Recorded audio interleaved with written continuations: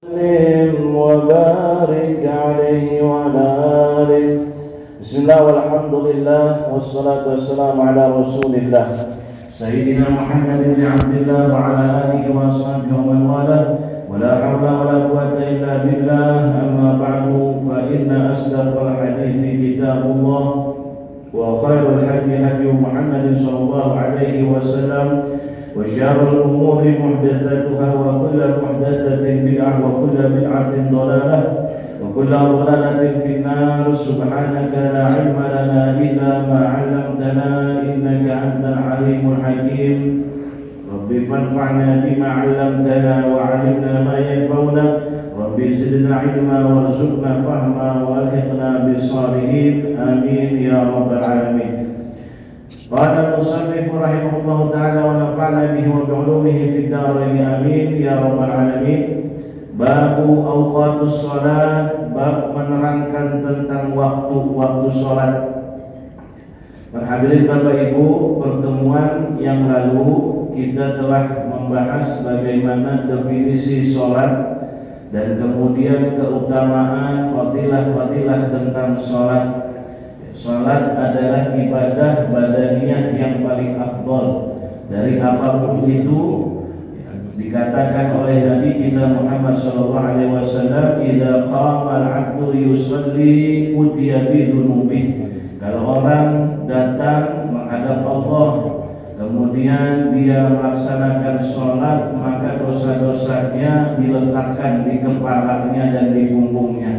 Kemudian ketika dia ruku, tasaqatat, runtuh, jatuh, dosa-dosanya itu dihapus oleh Allah Subhanahu wa ta'ala. Dan ibadah yang paling disukai oleh Nabi adalah salat. Karena Nabi wa ju'ilati qurratu 'aini fi shalah, aku dijadikan oleh Allah Subhanahu wa ta'ala salat itu sebagai penghibur diriku. Ya, sekarang pembahasan fikih bagaimana syariat menerangkan dan juga membagi-bagi waktu-waktu sholat. As-salawatu maktubah khamsun, sholat wajib itu ada 5. Wahiyya al-zuhru wal asru wal maghrib wal isya. Yang sebagaimana kita ketahui waktu sholat adalah zuhur, asar, maghrib, isya, subuh. Wal fajru, fajr itu subuh, ini subuh. Ya, jadi kenapa disebutkan zuhur terlebih dahulu? Karena pertama kali sholat itu dilaksanakan dan diwajibkan adalah waktu zuhur. Sebab Rasul ketika Isra Mi'raj, Nabi menerima perintah sholat turun pada malam hari itu, tidak langsung sholat subuh, tapi sholat zuhur. Jadi sholat zuhur adalah sholat yang pertama kali di dalam Islam ditegakkan, dilaksanakan oleh Rasulullah Sallallahu Alaihi Wasallam. Sholat zuhur ini 4 rakaat, rawatibnya paling banyak, rakaatnya paling banyak, rawatibnya paling banyak, Bapak Ibu. Ya. Jadi sholat zuhur 4 rakaat, rawatibnya qobliyah dan ba'diyah. Itu rawatibnya itu. Ya. Kalau asar nggak ada rawatib. Maghrib, ba'da maghrib, rawatib. Isya, ba'da isya. Subuh, sebelum subuh, qobliyah. Itu rawatib, sholat sunnahnya. Nah, sholat zuhur paling banyak rawatibnya, 4 rakaat. Jadi kalau kita laksanain qobliyah 2 rakaat, zuhur 4, ba'diyah 2 rakaat. Jadi totalnya berapa? 8. Totalnya 8, Bu. Ya, 8 rakaat kalau mau sempurna. Loh kok Ustaz, sholat zuhur lagi siang-siang, lagi repot-repot, aktivitas, lagi banyak pekerjaan, disuruh sholat rakaatnya banyak. Kenapa? Ya begitu. Kalau kita lagi aktivitas, lagi banyak pekerjaan, lebih banyak minta sama Allah. Ya. Bukan malah makin kendor. Allah ingin mengajarkan sama kita kalau kita lagi aktivitas, ya waja'alna an-nahara ma'asya. Allah jadikan siang hari itu tempat mencari nafkah, mencari fadlnya Allah, kemurahannya Allah, mata pencaharian. Jadi semakin kita lagi aktivitas, semakin kita dituntut dekat sama Allah. Sholat zuhur banyak, asar 4 rakaat. Asar ada qobliyahnya, tapi nggak ada ba'diyah. Jadi jangan sampai nanti jamaah sini sholat asar, habis itu sholat ba'diyah. Ya, jangan sampai nanti nggak ngerti ilmu, habis sholat asar sholat ba'diyah. Ya. Saking banget kerajinan, ya. Saking rajinnya, ya. Akhirnya ditanya, apa Pak, kok ada sholat habis sholat asar, bapak sholat lagi? Ya, saya sholat ba'diyah Ustaz. Ya, kenapa Pak? Ya biar supaya ini aja, banyak sholat kan bagus, ya. Tapi kalau nggak ada ilmu ditolak. Ya, ibadah kita itu tanpa ilmu ditolak, ya. Makanya manusia itu nanti hari kiamat itu ditanya 4 perkara, salah satunya anak ilmihi, ya, dari tentang ilmunya, pengetahuannya, wabil khusus pengetahuan agama mengenai syariat. Allah akan tanya sebelum kaki kita tergelincir nanti, ya, di jembatan Shiratal Mustaqim, la tazulla qadama 'abdin hatta yus'alu an arba'. Tidak akan tergelincir kaki seorang hamba sehingga dia ditanya 4 perkara. Salah satunya adalah ilmu. Ditanya, kamu hidup di dunia menuntut ilmu kan? Cari ilmu kan? Mobil khusus ilmu nih, ilmu yang kita pelajari ibadah ini, fikih. Ya. Ditanya Pak kita semua Pak. Kemudian ketika sudah ditanya, maka ditanya lagi sama Allah, fima amila bihi. Udah ngamalin ya, ilmu yang didapat. Nah, makanya ilmu yang sering kita pakai ini rata-rata adalah ilmu syariat, ilmu ibadah. Ini penting. Jangan sampai nanti sholat asar ada pakai ba'diyah, sholat subuh pakai ba'diyah juga, ya. Sholat subuh kan adanya qobliyah tuh, ya. Tapi ada orang yang pakai ba'diyah, ya, sholat subuh tuh, ya. Makanya disebutkan itu dalam syair tuh, wa kullu man bi ghairi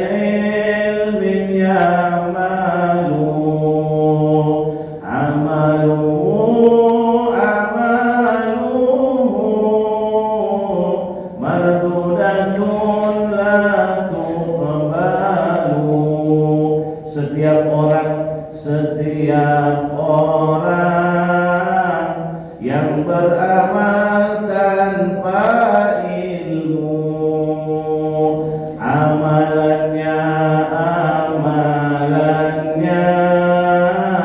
ditolak, tidak diterima. Itu perkataan saya, Pak. Setiap orang kalau melakukan ibadah, sholat, wudu, kalau kita nggak pakai ilmu, ditolak sama Allah Subhanahu wa ta'ala. Makanya wajib bagi kita, ya, thalabul ilmi fardhatun ala kulli muslimin wa muslimatin, ya, mencari ilmu, wabil khusus ilmu agama, ilmu ibadah itu wajib bagi kita. Namanya wajib kayak sholat, kalau nggak kita cari maka kita dapat sanksi, dapat dosa. Ya, sholat kalau nggak dilakuin juga dapat dosa karena itu hukumnya wajib. Ya, wal asr, sholat asr, maghrib 3 rakaat, isya 4 rakaat, subuh 2 rakaat. Wa qad jama'a Allahu li nabiyyina Muhammadin sallallahu alaihi wasallam. Allah telah mengumpulkannya bagi Nabi kita Muhammad sallallahu alaihi wasallam fi hataini ayataini, pada 2 ayat ini. Jadi kalau kita mencari di Al-Qur'an secara eksplisit, secara rinci, secara jelas, sholat 5 waktu ini yang kita lakukan ini tidak ada. Ya. Jadi misalkan aqimus sholata dhuhri wal asri wal maghrib wal isya'i was subhi, tidak ada itu ayat itu. Ya. Tetapi ayat yang ada adalah berupa ayat yang tidak secara rinci. Apa ayat itu? Ada 2 ayat yang menerangkan tentang waktu sholat kita. karena sholat fardu itu inna sholata kanat 'alal mu'minina kitaban mawquta. Kata Allah Subhanahu wa taala, sesungguhnya sholat itu sudah ditetapkan bagi orang-orang mukmin waktu-waktu yang tertentu. Kemudian apa dua ayat itu? Firman Allah Subhanahu wa taala, Fasubhanallahi hina tumsuna wa hina tusbihun wa lahul hamdu fis samawati wal ardi wa 'ashiyyan wa hina tudhirun. Maha suci Allah hina tumsun, ketika saat sore hari, wa hina tusbihun, saat di pagi hari.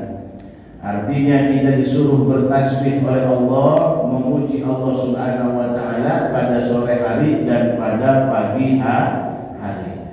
Nah, sore dan pagi hari itu adalah sholat subuh dan sholat asar, ya. Dan kita juga disuruh berzikir sama Allah tuh pada pagi hari, pada sore hari. Walahul hamdu, dan bagi Allah Subhanahu wa taala segala puji, fis samawati, di langit-langit yang ketujuh, wal ardi, dan di bumi, wa asyian. Asyian ini adalah ketika sore hari. Wa hina tudhirun, dan saat di waktu yang terang benderang. Hina tudhirun itu waktu yang terang benderang, yaitu waktu zuhur, ya. Ini zikir juga, zikir ini Pak disunnahkan sama Rasulullah untuk dibaca pagi hari dan sore hari. Subhanallah hina tumsuna wa hina tusbihun wa lahul hamdu fis samawati wal ardi wa 'ashiyyan tudhirun yukhrijul hayya minal mayyiti wa yukhrijul mayyita minal hayy wa yuhyil arda ba'da mautiha wa kadzalika tukhrajun.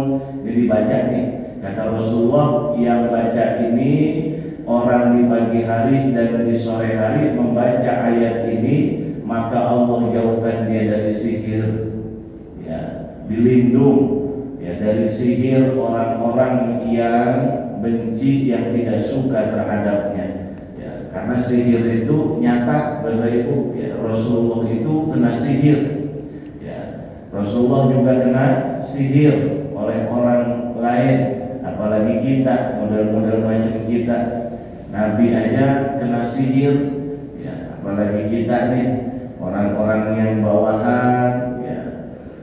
Makanya kenapa akhir surah dalam Al-Quran itu Al-Falaq dan An-Nas, ya, itu perhatikan itu, ya. Kenapa akhir surah Al-Quran, ya, Al-Falaq dengan An-Nas, kan 3 surat terakhir Al-Quran, Qul Al-Falaq An-Nas, ya, sebab Allah ingin memberitahu kepada kita bahwasanya kita hidup di dunia ini tidak luput dari hasud manusia, tidak luput dari mata yang membenci kepada kita, tidak luput dari orang yang ingin menyakiti kita, ya. Orang kalau ingin menyakiti kita, dia langsung berhadapan dengan kita, bergelut, ya, berantem, ketahuan.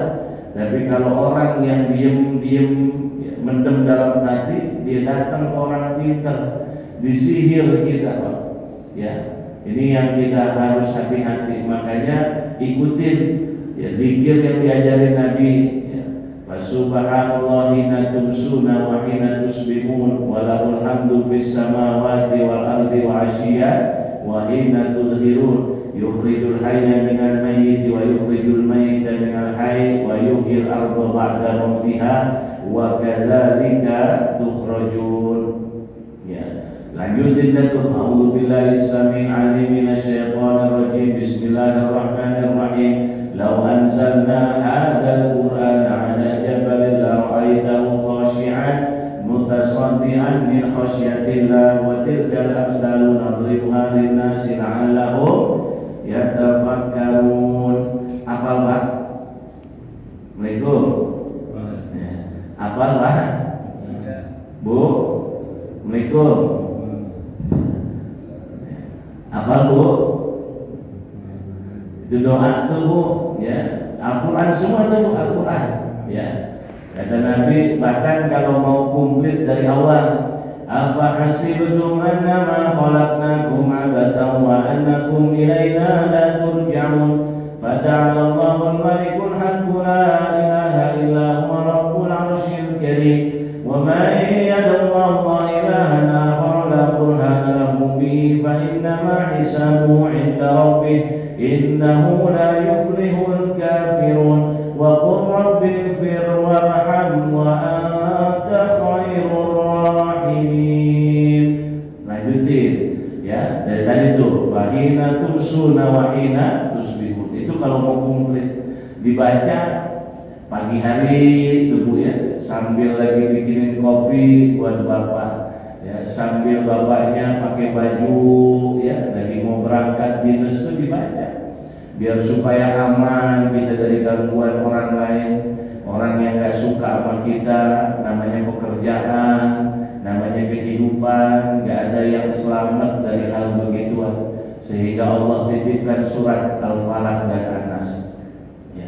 Jadi sholat disebutkan dalam Al-Quran adalah sholat yang ketika sore hari, petang, dan pagi hari. Begitu juga sore dan siang, tudhirun, waktu yang begitu terang, saat terang-terangnya itu waktu duhur. Kemudian satu lagi ayat Allah ya, Allah berfirman, aqimis sholata liduluki syamsi ila ghasaqil lail wa qur'anal fajri inna qur'anal fajri kana mashhuda. Kata Allah Subhanahu wa taala, aqimis sholat, tegakkan sholat, laksanakan sholat, liduluki syamsi. Liduluki syamsi itu karena terbenamnya matahari, berarti sholat maghrib ya. Liduluki syamsi karena terbenamnya matahari, sholat maghrib. Ila wasakil laili, sampai mulai kelihatan gelapnya malam, berarti sholat isya. Sholat isya itu udah, langit itu sudah tidak ada merah, itu namanya sholat isya ya. Kalau langit masih merah itu belum masuk waktu isya. Jadi langit itu sudah gelap, jadi tidak ada kemerah-merahan, sudah gelap.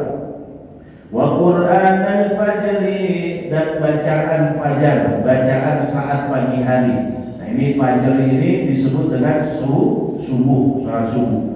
Inna qur'anal fajri kana mashhuda, karena bacaan Quran yang dibaca pada waktu subuh itu disaksikan oleh Allah dan para malaikat ya. Jadi sholat subuh ini sholat yang paling utama ya. Sholat subuh ini adalah sholat paling utama ketimbang daripada sholat-sholat yang lain ya. Jadi bicara keutamaan, jangan sampai kita berpikir bahwa sholat lain itu nggak afdol, tetap wajib, cuman pahala yang paling besar sholat subuh ya. Kenapa? Ya, sholat subuh berapa? Azannya aja beda ya, azannya kan beda ya sama sholat-sholat yang lain. Ada tambahan, as-sholatu khairun minan naum ya, ada tambahan, beda, azannya aja beda ya. Meskipun 2 rakaat, tapi keutamaannya melebihi daripada sholat yang lain ya. Sholat subuh itu 2 rakaat ini berat ya, apalagi kalau 4 rakaat, yang 2 rakaatnya cuma 2 sholat ya. Kalau 4 rakaat paling cuma setengah sholat ya, berat sholat subuh. Masya Allah, makanya orang beruntung Pak ya, sholat subuh, apalagi berjamaah sholat subuh, keutamaannya besar ya. Orang apalagi sampai dia sholat qoblal fajar ya, sholat sunnatal fajar yang disebut dengan khairun minad dunya wa ma fiha. Nabi katakan orang sholat fajar atau qobliyah subuh sama aja sebenarnya itu ya, cuma hanya beda nama. Jadi Bapak Ibu kalau bertanya-tanya ini maksudnya sholat fajar dengan sholat subuh, sholat qobliyah subuh sama enggak? Itu sama saja, cuma hanya beda nama. Jadi satu sholat namanya banyak. Kata Nabi, orang yang sholat 2 rakaat sebelum subuh, maka dia telah mendapatkan keutamaan atau pahala seperti dunia dan seisinya. Dunia dan seisinya, nggak main-main Pak. Maka pahala besar itu, bukan lagi berapa banyak, tapi dunia dan seisinya berat. Aqsamu awqatis shalah, pembagian waktu-waktu sholat, yang qasim waktu kulli sholatin ila awqati sittatun, terbagi waktu sholat, terbagi waktu setiap sholat. Jadi setiap sholat berarti sholat subuh, zuhur, asar, maghrib, isya. Ini setiap sholat terbagi menjadi 6 macam. Terbagi menjadi 6 waktu. Ini perhatikan Bapak Ibu. Wahia, pertama, waktu fadilah, ada namanya waktu utama. Waktu utama, waktu fadilah. Kapan itu waktu fadilah? Ai idza shalla insanu fi hadzal waqti, yang dimaksud yakni ketika manusia sholat di waktu ini, hasala ala fadilati awalil waqti, maka dia mendapatkan ganjaran pahala bukan hanya melaksanakan sholatnya, tapi dia mendapatkan pahala ganjaran keutamaan melaksanakan sholat di awal waktu. Ini namanya waktu fadilah. Wa yakunu dzalika biistighali bi asbabis shalah, dan hal ini termasuk dihitung dengan istighol, kita menyiapkan diri untuk melaksanakan sholat, min asbabis shalah, daripada keperluan sebab-sebab pelaksanaan sholat. Min dukhulil waqti, dari mulai masuknya waktu, tsummal mubadarah bis shalah, kemudian dia segerakan untuk melaksanakan sholat. Jadi yang disebutkan oleh Rasulullah, ayu amalin afdol, ditanya Nabi oleh sahabat, ya Rasulullah, amal apa yang paling utama? Rasulullah katakan, as-sholatu fi awali waktiha, sholat pada awal waktunya. Kapan ini? Nah, ini kan kita bicara hukum bicara fikih. Kapan? Adalah ketika masuk waktu pertama sholat tersebut, berarti ada. Kemudian kita menyiapkan diri untuk melaksanakan sholat, dari mulai kita ganti pakaian, kemudian kita bersuci, wudu dan sebagainya, langsung kita sholat. Itu namanya sholat di awal waktu. Berarti dapat pahala ganjarannya lebih karena dia sholat di waktu fadilah, waktu yang utama. Jadi awal waktu itu nggak harus selalu kita ikut jamaah. Orang pokoknya yang sholat, misalkan meskipun kita di rumah apa tempat pekerjaan, ada adzan, kemudian setelah itu kita bergegas mengambil wudu, kemudian mengganti pakaian yang sifatnya untuk keperluan sholat, langsung kita laksanakan sholat, itu juga mendapatkan pahala waktu fadilah. Begitu juga yang berjamaah, berjamaah itu termasuk orang yang sholat di awal waktu. Wa asbabus sholat, dan yang disebut dengan sabab-sabab sholat, keperluan sholat, kaijabatil muadzin, seperti menjawab daripada adzannya muadzin. Adanya muadzin, wa taharatu, dan bersuci, wa satril aurah, dan menutup aurat, wa intidharil jamaah, menunggu jamaah, wa nahwihi, dan yang lain sebagainya. Itulah yang disebut kita tetap nggak bisa awal waktu, misalkan habis adzan langsung sholat, karena ada perkara-perkara yang membutuhkan waktu, diantaranya persiapan sholat. Maka itu juga termasuk mendapatkan fadilah orang yang melaksanakan sholat di awal waktu. Yang kedua, waktu ikhtiar. Ada namanya waktu ikhtiar, disebut waktu ikhtiar. Ay ikhtara syari'u an tusalla sholatu fi hadhil waqti, yaitu diperbolehkan oleh syariat melaksanakan sholat di waktu ini, ilam tusalla fi waqtil fadilah, meskipun dia tidak sholat di waktu utama. Ya kira-kira beginilah Bapak Ibu.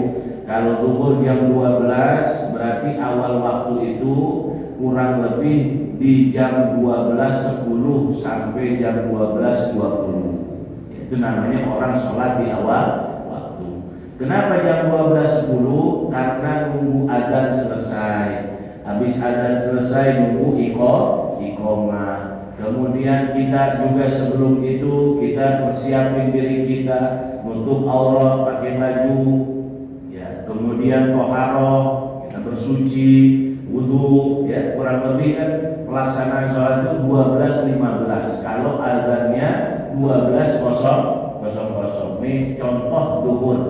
Ya. Sampai kapan waktu fadilah? Sampai kurang lebih 12.20, 12.30 itu masih masuk waktu fadilah namanya, waktu utama. Nah, kalau waktu ikhtiar adalah waktu yang diperbolehkan oleh syariat. Diperbolehkan kita sholat itu, diberikan keleluasaan oleh syariat untuk sholat di waktu tersebut. Kapan? Yaitu waktu dari 12:30 ya sampai jam 2. Itu namanya waktu ikhtiar. Nah, ada juga waktu yang ketiga adalah waktu jawaz, waktu diperbolehkan sholat. Ya. Apa waktu jawaz? Ayyajuzu an tu'akhir sholatu ila hadzal waqti, yaitu diperbolehkannya seseorang untuk mengakhirkan sholat sampai waktu ini.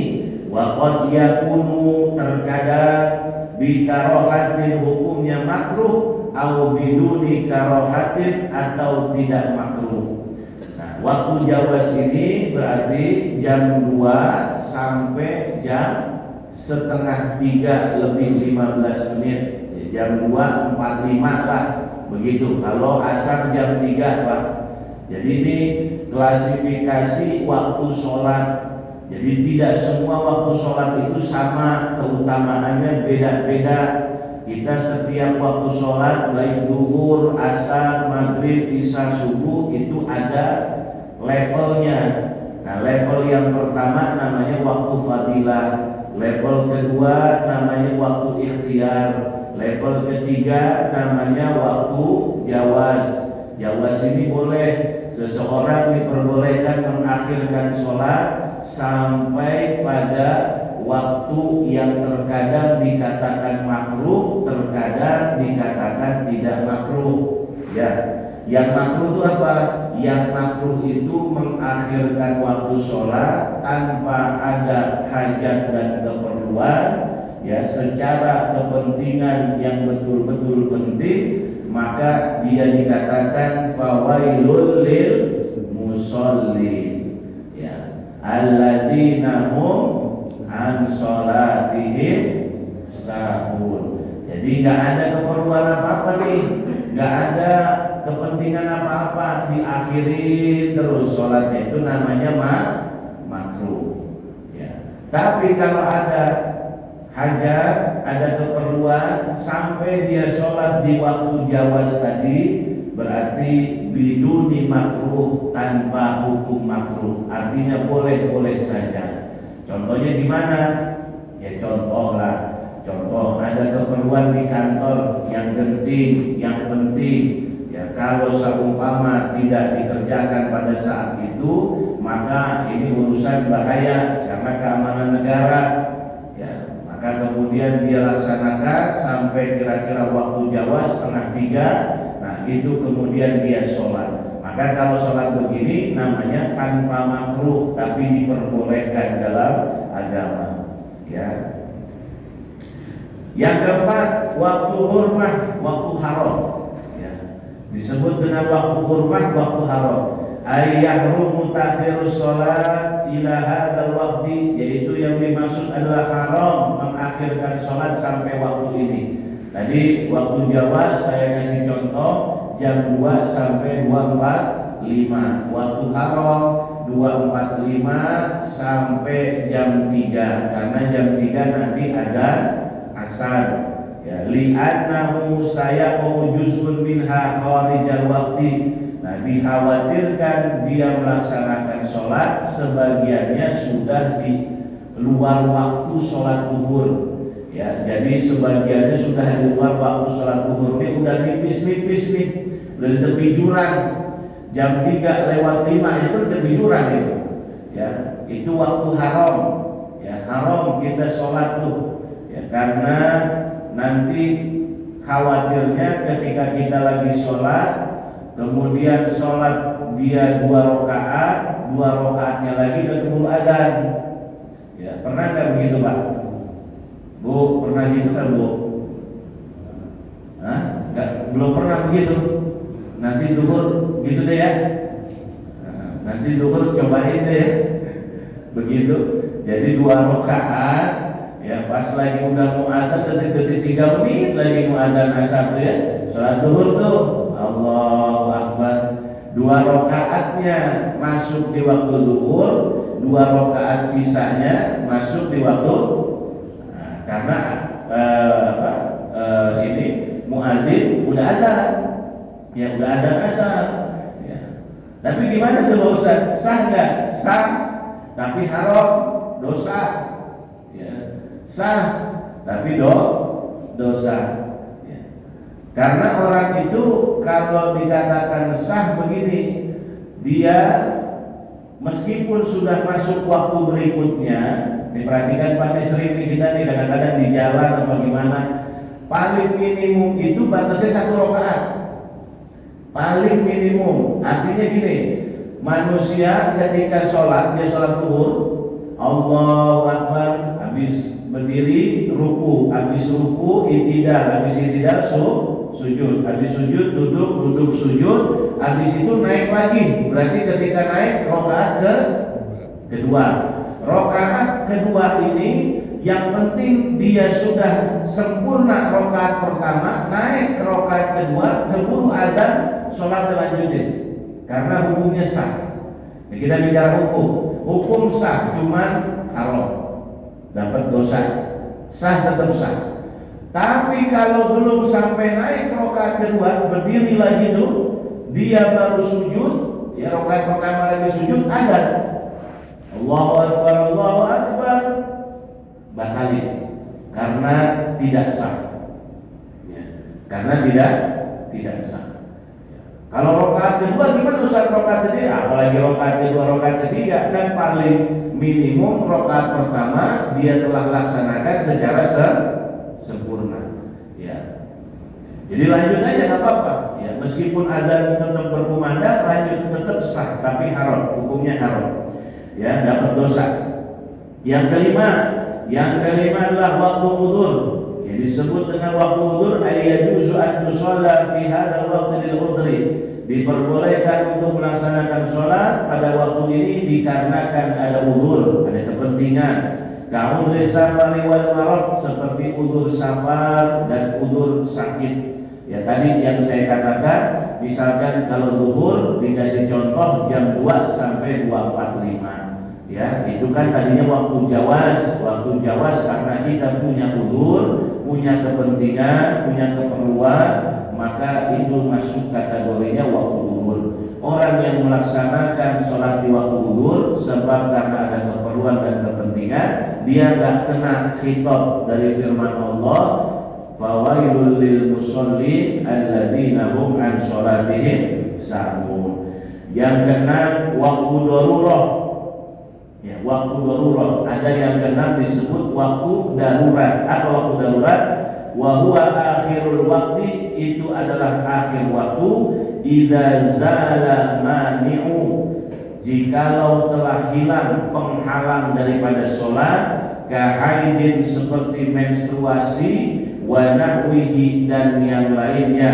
Wa qad baqiya minal waqti qadru takbiratul ihram au aktar, dan telah tersisa dari waktunya itu untuk takbiratul ihram dan juga atau lebih daripada takbiratul ihram. Maksudnya gimana nih Pak Ustaz? Maksudnya begini Bapak Ibu, ketika kita dalam kehidupan ini ada namanya yang disebut dengan penghalang, mani'u, penghalang seseorang untuk melaksanakan sholat. Contohnya kalau perempuan seperti perempuan yang sedang haid, lagi menstruasi, ya, menstruasi kemudian kan nggak boleh sholat, ya, menstruasi nggak boleh sholat, cuma dikira-kira nih kayaknya jam 2.50 kayaknya berhenti, ya, kayaknya udah habis, sudah selesai, sudah bersih, ya, walaupun kita belum mandi, ya, belum mandi besar. Ibu-ibu perempuan jarang yang paham ini nih, ya, sehingga makanya kata Nabi, kenapa perempuan itu ketika Nabi lihat di Lailatul Mi'raj, di malam Nabi ke langit ketujuh, qad ittara'tu 'alaihin nar fa hunna aktsaruhum ahluha an-nisa. Ya, kata Nabi, aku ditunjukkan nama Allah di alam neraka. Ketika itu aku lihat ternyata penghuninya kebanyakan wanita. Kenapa? Salah satu di antaranya ini. Sekarang saya tanya nih Bu, kalau menstruasi jam 2.50 berhenti, artinya sudah tidak mens. Tapi kita belum mandi, kira-kira kita wajib sholat zuhur nggak? Bu? Wajib nggak? Wajib. Ya, jadi nanti setelah mandi qada zuhur. Sebagian wanita yang nggak paham jadi kira ya nggak wajib itu. Ya, meskipun masih ada waktu 2 menit, semenit tersisa waktu zuhur, kemudian itu sudah bersih, ya, menstruasinya sudah bersih, walaupun kita belum mandi junub, tetap ibu kena kewajiban sholat zuhur.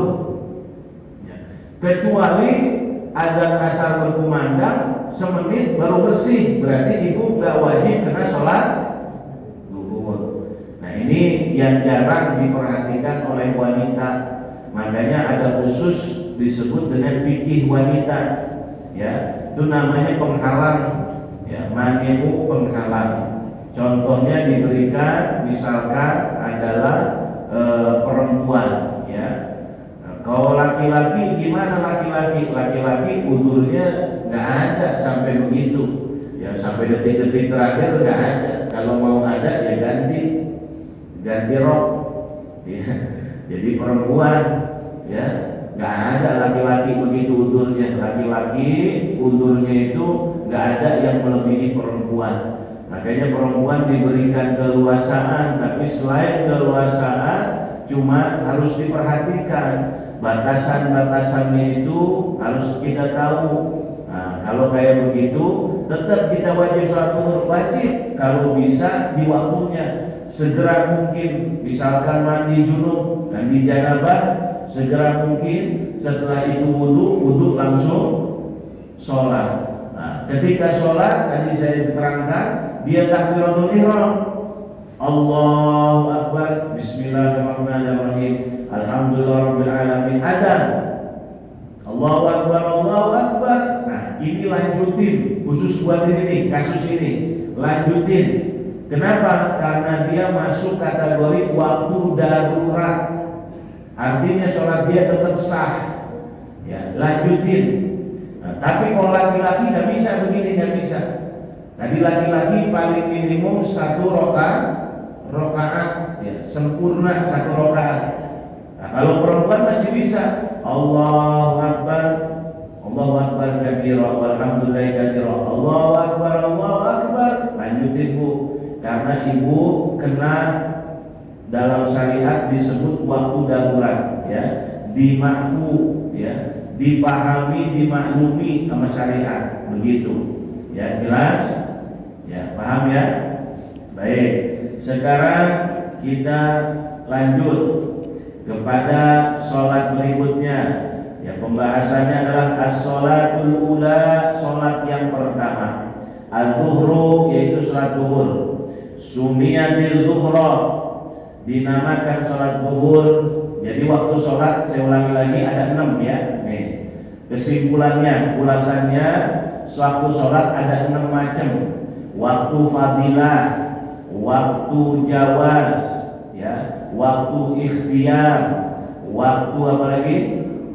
Darurat, waktu apa? Udzur, yang terakhir waktu hurmah, haram. Waktu utama, waktu diperbolehkan oleh syariat, waktu jawaz, tadi ikhtiar, jawaz, diperbolehkan mengakhirinya, kemudian waktu haram, waktu udzur, waktu terakhir disebut darurat. Ya, darurat itu buat kalangan wanita, ya, seperti haid, menstruasi, nifas, ya, itu untuk kalangan wanita. Nifas rata-rata wanita itu 40 hari, tapi nifas itu tidak lepas, terkadang hanya sebentar, ada yang 10 hari, ada yang hanya cuman apa kalau bahasanya itu setetes, ada nifas itu. Karena nifas paling sedikit adalah setetes, paling banyak 60 hari, kebanyakan 40 hari. Ya. Jadi ada yang sampai 60 hari, ada, ya, itu nifas. Ya. Kalau sampai 60 hari ya cuman suaminya aja udah ngitungin mie goreng aja tuh. Ya. Kalau orang dulu, aduh, udah bersih belum Bu? Belum, 60 hari. Ya kan, suaminya ada puyeng-puyeng dikit, akhirnya ini tuh gitu Indomie goreng dibeli kan isinya 40 tuh. Ya. Sehari makan mie, sehari makan begitu. Jadi istri udah bersih belum? Ya, 40 hari, akhirnya beli lagi satu dus kalau 60 hari ya. Begitu.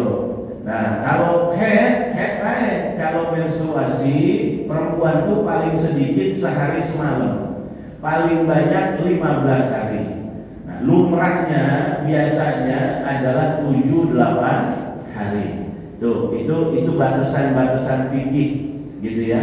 Jadi banyak penghalang-penghalang al-mani'u ya. Kemudian sekarang pembahasan salat duhur. Kenapa dinamakan duhur? Duhur itu zahir, al-zahir. Nah, Allah punya nama, namanya al-zahir, Asmaul Husna, salah satunya al-zahiru, al-batinu. Zahir itu nampak. Ya, berarti jelas, nampaknya betul-betul jelas. Kenapa dinamakan duhur? Li'annaha zahiratun fi waqtin nahar. Dikarenakan itu betul-betul jelas pada siang hari. Ya, matahari terang benderang, kan jelas banget itu.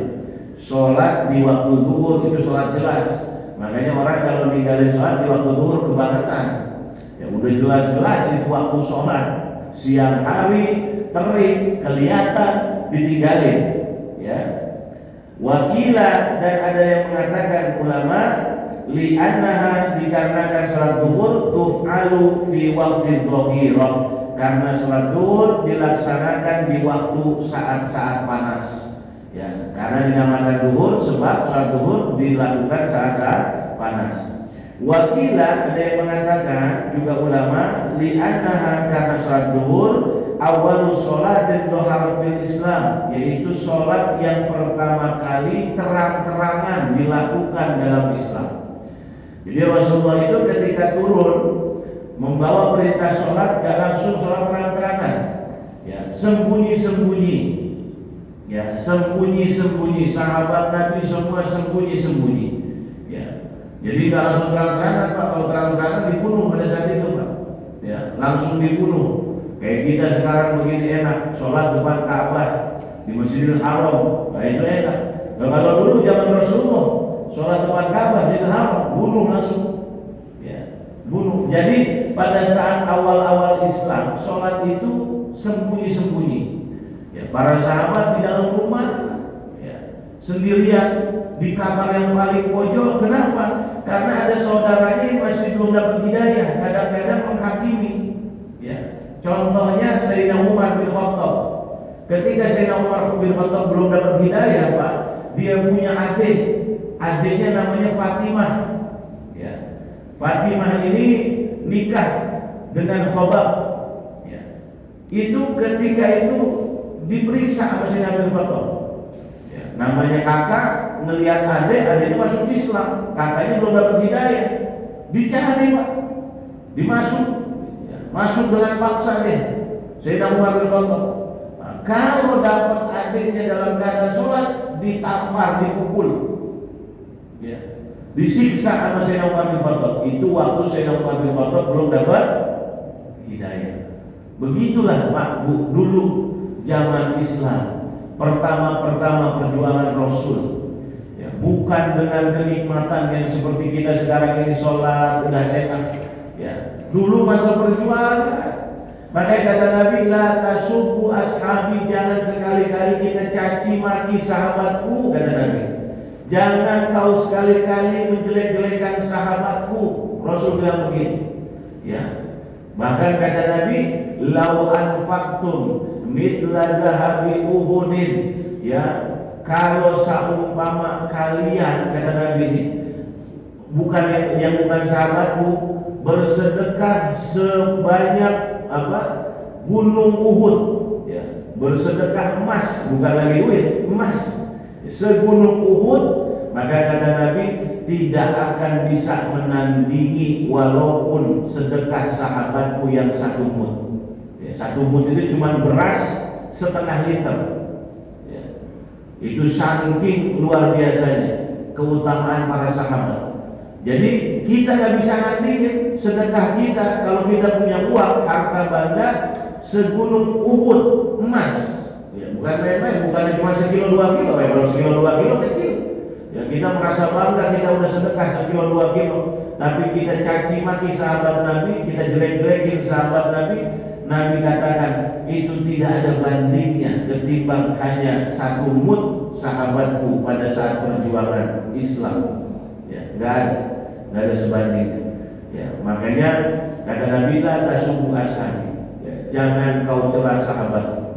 Ammar bin Yasir, ya, awal syahidin fil Islam, orang yang paling pertama syahid dalam Islam. Ammar bin Yasir, Pak, ya, kita bayangkan itu sekeluarga disiksa, bahkan bapak ibunya sampai mati syahid. Pertama dalam Islam orang yang mati syahid adalah Yasir, ya. Ammarnya ini anaknya selamat, ya. Dia akhirnya ngadu ke Rasulullah SAW, dilepaskan, kemudian ngadu sama Nabi. Jadi ibu bapaknya disiksa, siksanya penting kalau langsung dibunuh, ya, pelan-pelan, ya. Seperti mana pahlawan kita itu dulu waktu lagi PKI, pelan-pelan begitu disiksanya.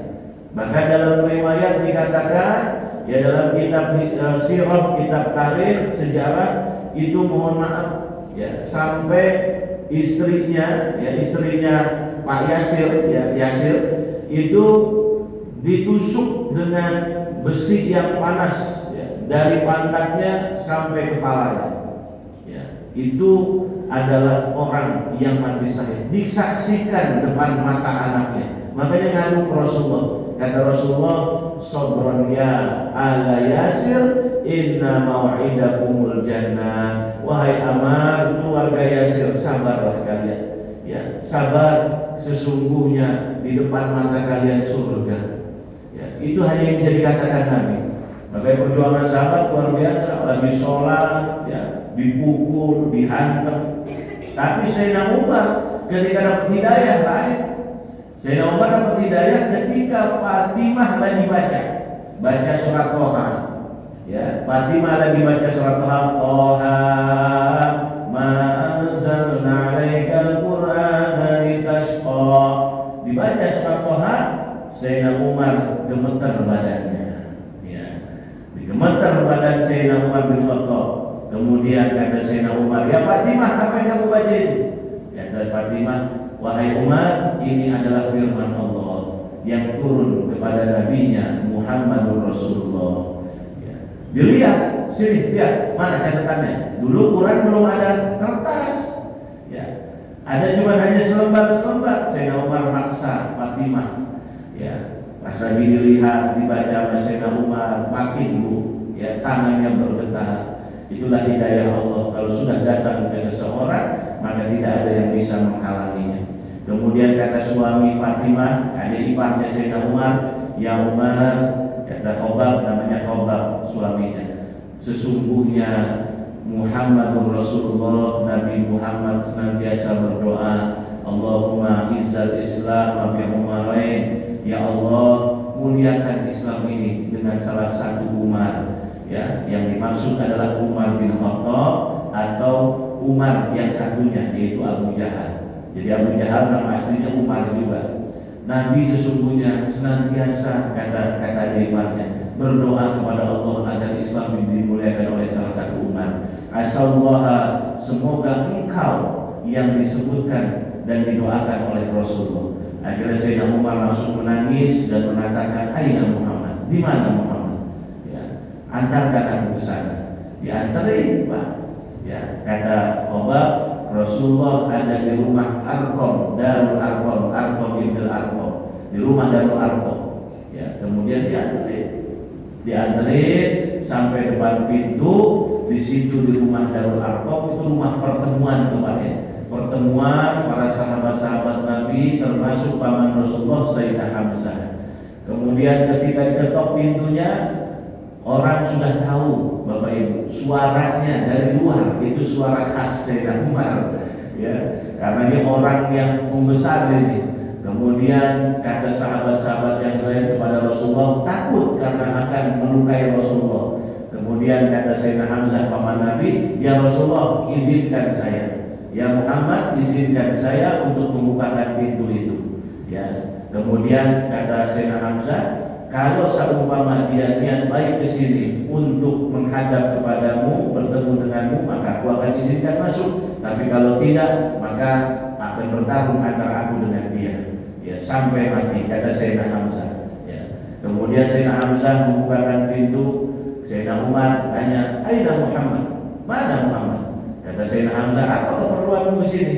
Kata Sayyidina Umar jawab, aku ingin bertemu dengan Muhammad karena aku ingin bersaksi di hadapannya bahwa tiada Tuhan kecuali Allah dan Muhammad adalah utusan Allah. Baru dibawa masuk ke dalam. Ya, itu perjuangan sahabat Bapak Ibu. Ya, kita perlu pelajari sedikit demi sedikit, ceritakan, kisahkan, biar kita tahu ya bahwa sahabat itu perjuangannya luar biasa. Jadi pertama kali sholat, kembali lagi yang terang-terangan ya, dalam Islam Rasulullah melaksanakan sholat zuhur. Jadi Rasulullah bersama sahabatnya tadinya awal sendiri, kemudian Rasulullah mengajak para sahabat untuk sholat. Nah, sholat yang terang-terangan dilihat oleh orang-orang musuh kafir Quraisy itu adalah sholat zuhur. Ya, begitu Bapak Ibu. Nah, ini udah istok ya. Udah bunyi ya, udah habis waktu subuh. Baik, saya buka tanya jawab Bapak Ibu yang pengen bertanya, baik mengenai materi yang tadi saya terangkan atau materi yang lain, boleh mengenai fikih, monggo silakan Bapak Ibu. Ada yang mau tanya? Sambil nunggu nih waktu duha nih, duha masuk. Tanya Bapak? Baik. Waalaikumsalam warahmatullahi wabarakatuh. Ini disampaikan sama Pak Ustaz bahwa kalau kita sholat kemudian selesai sudah masuk waktu sholat sudah azan, tadi disampaikan tidak sah dan disampaikan sah dan dosa. Nah, apakah kalau kita sholat kemudian seperti sholat zikir, zikir belum selesai kemudian sudah waktu Subuh itu sah atau tidak? Itu yang pertama. Yang kedua, kalau saya sholat masjid sama seseorang, kemudian setelah selesai dia bilang katanya, maaf saya sudah untuk sholat. Allah. Apakah ada untuk sholat itu? Itu yang kedua. Itu tiga itu saya. Boleh, banyak triple berarti hat-trick. Yang ketiga itu seseorang jemaah haji yang sudah biasa berkurban, kemudian dia sedang menunaikan ibadah haji, apakah boleh berkorban di air? Boleh. Ibadah haji kan? Sedang beribadah haji, karena dia biasa berkorban setiap tahun, kemudian dia berkorban di tanah air. Itu gimana? Baik. Pertanyaannya tidak salah kalau Baik.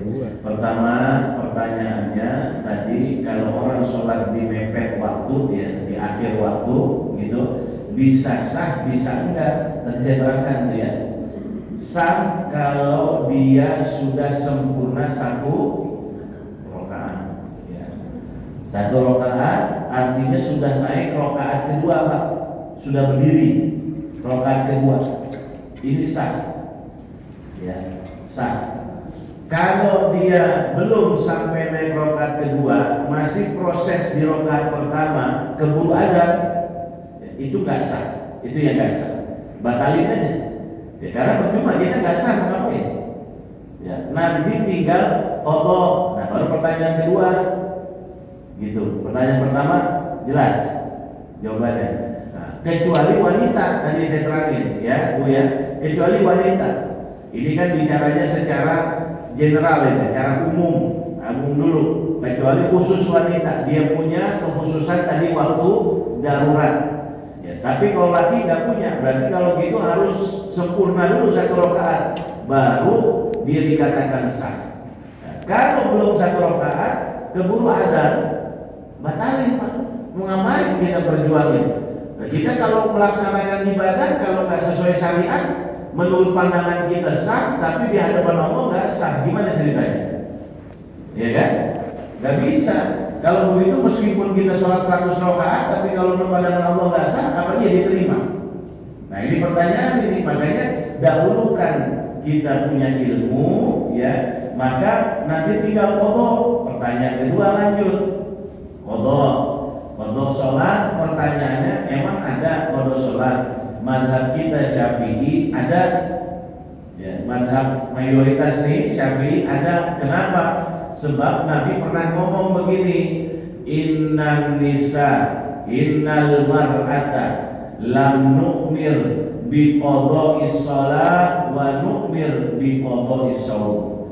Sesungguhnya wanita itu tidak diperintahkan untuk qadha sholat, tapi diperintahkan qadha puasa.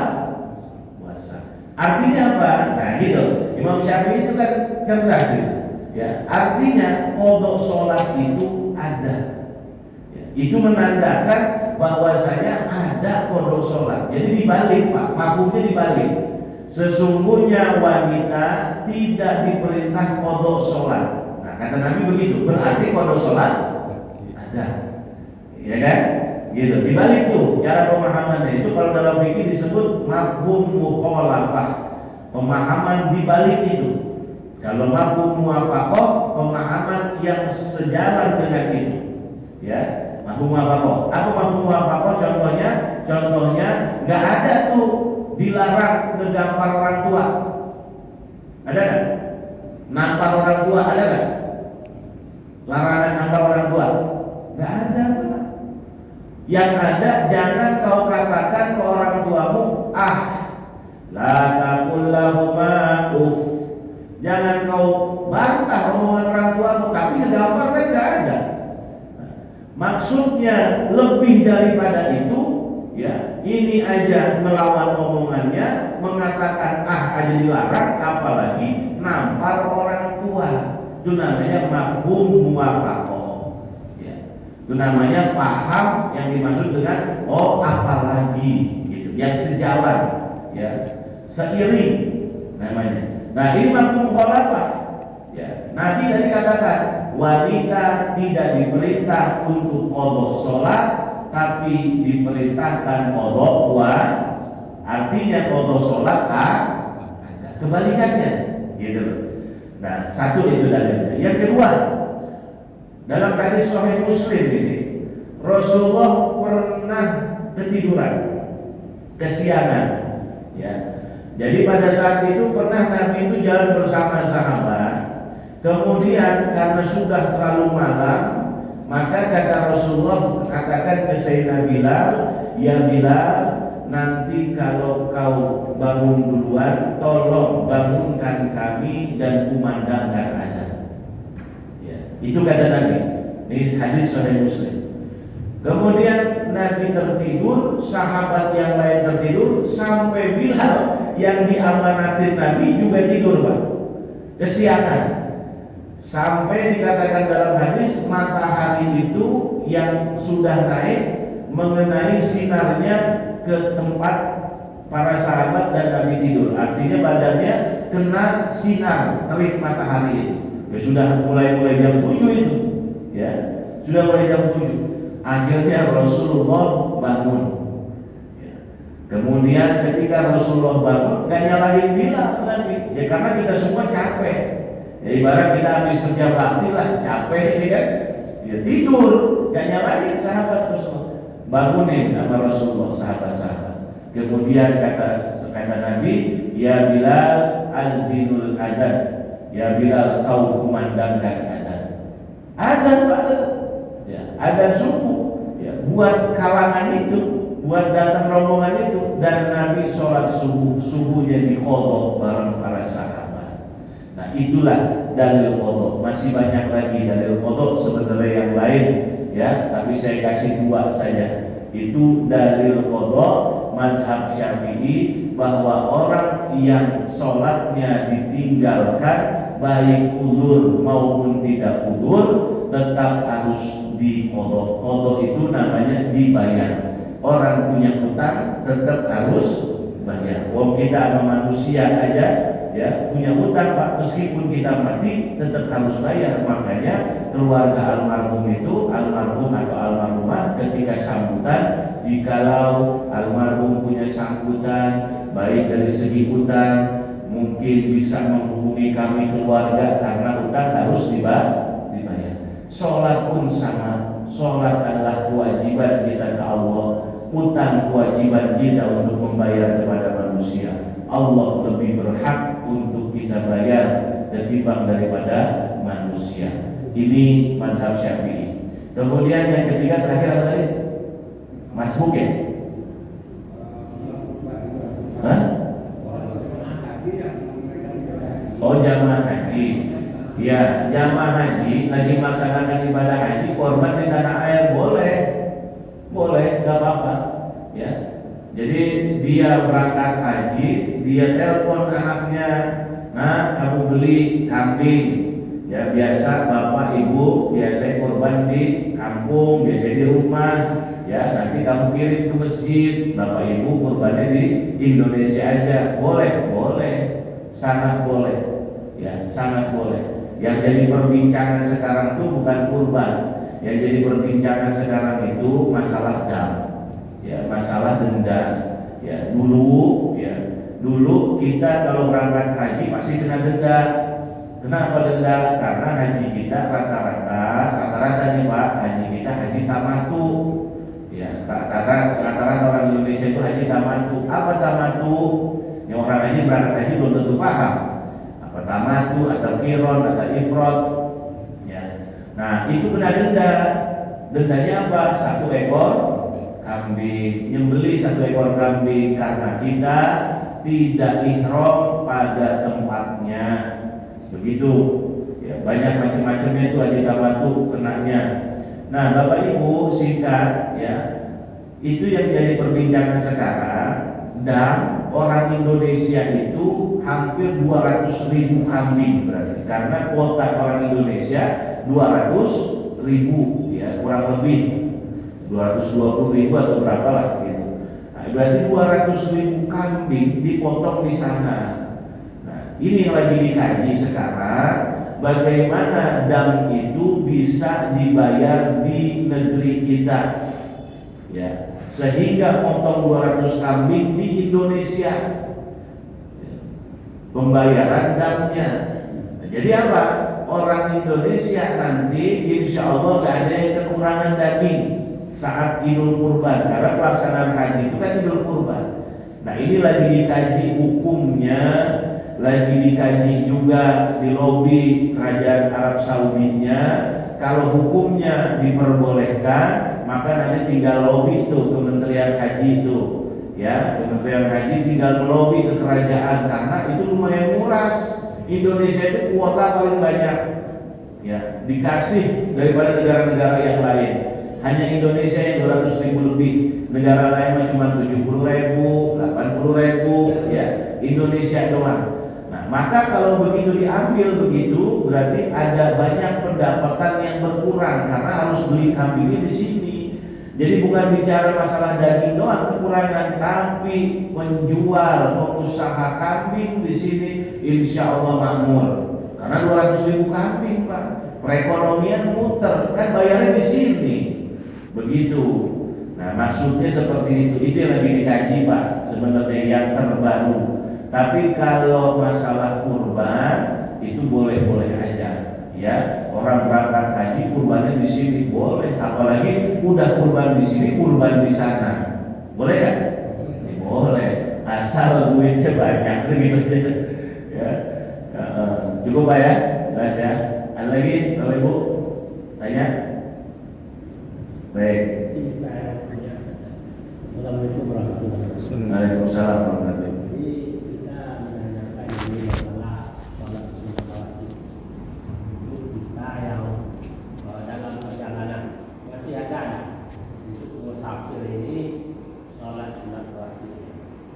Itu yang pertama. Yang kedua ini untuk kita dalam perjalanan juga. Jadi gimana Pak? Sholat musafir? Waktu kita dalam perjalanan musafir perlu juga salat sunnah Rawatib qobliyah. Yang kedua, ini kan dengan keadaan sekarang itu, kalau yang musafir itu berapa kilo Pak? Dapat 5 kilo. Buat dapat ini keringanan. Ya. Nah, kalau umpamanya kita antri, kan di kota-kota sering antri. Di rest area. Kalau dari segi jarak kan tidak cukup, tapi karena kita antri itu bisakah kita Antri itu maksudnya macet. ya macet, Oh iya. macet, ya perjalanan macet, walaupun beberapa kilo itu macetnya bukan main, sehingga kita tak bisa sholat di waktunya, masih bisa faktor apa itu dalam perjalanan itu, umpamanya kita kosor, atau kita jamak di waktu apa itu pertanyaan. Baik. Ya, kalau bicara orang lagi musafir, ya, dia kemudian perlu juga untuk rawatibnya dijaga qobliyah ba'diyah. Monggo Pak. Ya, itu afdal, itu lebih baik. Cuma kan kita bicara hukum. Ya, jadi gini loh Pak, maksud saya Pak. Kita ini kadang paham tentang keutamaan tapi tidak ngerti tentang hukum. Ya, banyak di antara kita ini kan afdol, ini kan pahalanya besar. Iya tentu, tapi kita harus paham hukum. Ya, hukum itu bicara bukan masalah afdol atau tidaknya. Hukum itu boleh, haram, halal, makruh, itu hukum namanya. Kalau ditanya bagaimana Ustaz kalau musafir rawatibnya dijaga, ya itu boleh. Itu secara hukum Pak. Namanya secara fikih, namanya itu fikih. Boleh. Kalau dia bisa laksanakan itu berarti afdol, utama dia ketimbang daripada orang yang hanya sholat zuhur, tidak qobliyah, tidak ba'diyah. Jangankan musafir, orang yang mukim aja di rumah, ya sekitar rumah, tetap dia lebih afdol. Gitu. Nah, apalagi yang musafir, dia tentu dapat utama, pahalanya ganjarannya besar. Gitu. Itu bicara fadilah, Pak. Tapi kalau bicara hukum, boleh tidak? Boleh. Ya. Kemudian yang kedua, tadi masalah saya kira antri di rest area. Ya. Kadang-kadang kita saking banyak di rest area, nunggu antri, ataunya antri itu macet. Ya, maksudnya macet. Ya. Kendaraan macet ini sering terjadi di ibu kota, kayak kita Jakarta ini.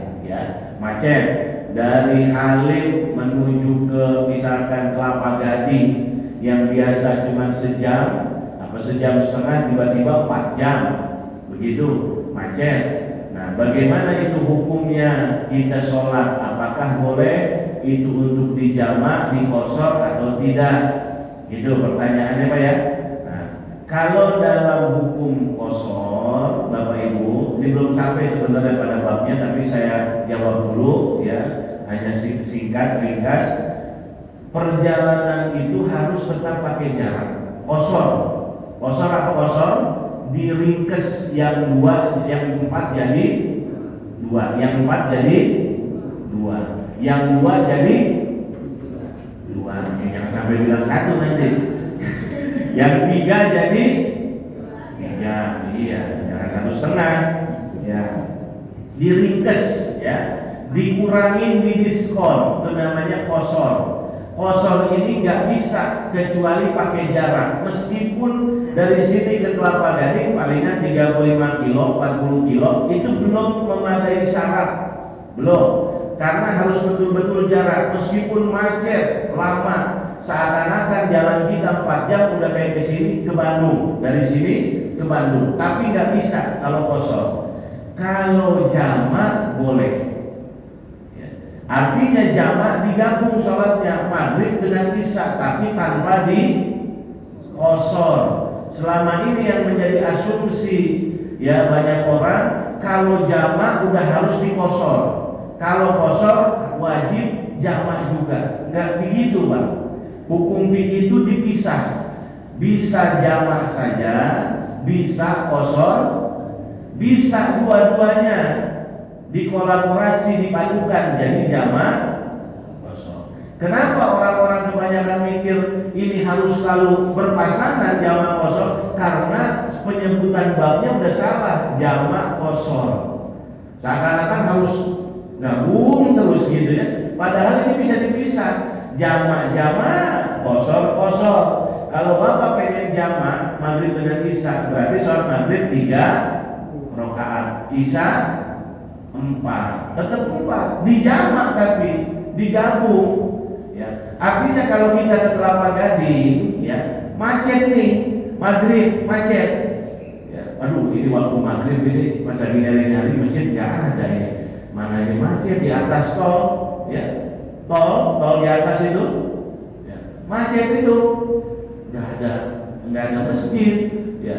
Ya kalau begini jangan dikosor karena nggak masuk syarat di jamak. Maghrib ditarik ke isya, begitu, nggak bisa dikosor. Nah kalau kita jalan jauh, misal ke Semarang, itu bisa dikosor, meskipun nggak pakai jamak. Contoh, berangkat dari sini, berhenti di rest area berapa itu? 167 misalnya, udah dekat Cirebon, berhenti di situ. Berhenti rest area situ, kita mau kosor aja. Sholat duhur 2 rakaat tanpa jamak, nggak pakai nyeret asar ke duhur. Ya, sholat duhur 2 rakaat sudah jalan lagi. Nanti sholat asar berhenti lagi 2 rakaat jalan lagi. Nanti sholat maghrib berhenti 3 rakaat dikosor jadi 3. Ya, awas fokus. Ya 3 rakaat tetap 3. Jalan lagi. Kemudian berhenti lagi waktu isya dikosor jadi 2. Nah, jalan lagi.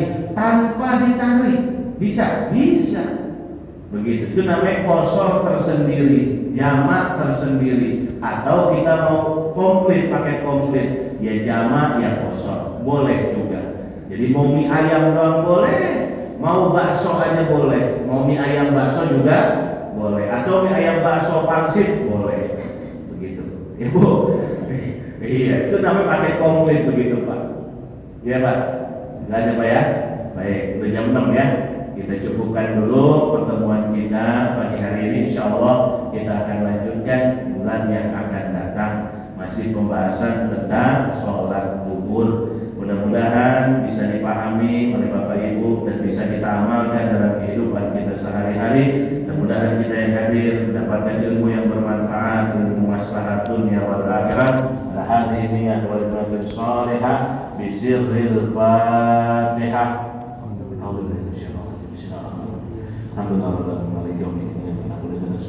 نسأل المستقيم صراط الذين أنعمت عليهم غير المغضوب عليهم ولا الضالين واعف عنا يا كريم واعف عنا يا رحيم يا أرحم الراحمين ارحمنا اللهم بحق الفاتحة بسر الفاتحة بكرامة الفاتحة بحق ما نزل في سورة الفاتحة ربي فانفعنا بما علمتنا وعلمنا ما ينفعنا ربي زدنا علما ويقينا وارزقنا فهما والحقنا بالصالحين اللهم اهدنا الصراط المستقيم صراط الذين أنعمت عليهم من النبيين والصديقين والشهداء والصالحين ربنا اجعلنا من الذين يستمعون القول فيتبعون احسنه اللهم بارك لنا في بكورنا بارك لنا في عمرنا أزواجنا بارك لنا في أموالنا بارك لنا في أهلنا وأولادنا وذرياتنا بارك لنا في كل شيء أعطيتنا بارك اللهم في جمع كسبنا وقول الرسل يا يذكر ربنا آتنا في الدنيا حسنة وفي الآخرة حسنة